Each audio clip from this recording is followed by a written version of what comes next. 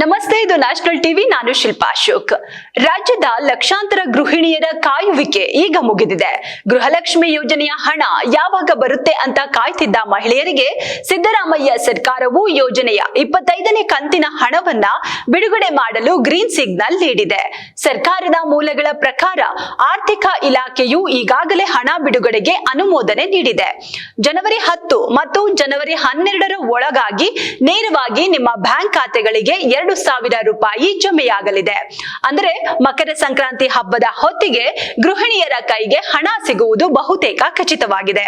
ಒಂದು ವೇಳೆ ತಾಂತ್ರಿಕ ಕಾರಣದಿಂದ ಹಿಂದಿನ ಕಂತು ಬಾಕಿ ಉಳಿದಿದ್ರೆ ಈ ಬಾರಿ ದಾಖಲೆಗಳು ಸರಿಯಾದಲ್ಲಿ ಬಾಕಿ ಹಣವು ಸೇರಿ ಬರುವ ಸಾಧ್ಯತೆ ಇರುತ್ತದೆ.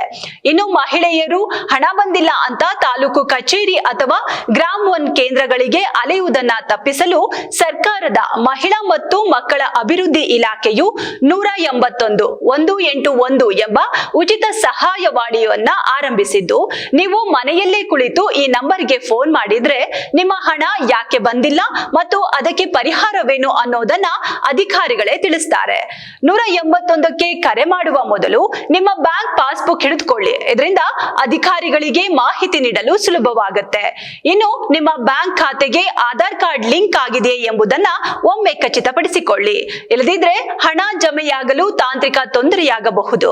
ಹಾಗೆ ಈಗ ಡಿಬಿಟಿ ಕರ್ನಾಟಕ ಈ ಆಪ್ ಮೂಲಕವೇ ನಿಮ್ಮ ಹಣ ಜಮೆಯಾಗಿದೆಯೇ ಎಂದು ಮೊಬೈಲ್ ನಲ್ಲಿ ನೋಡಬಹುದು.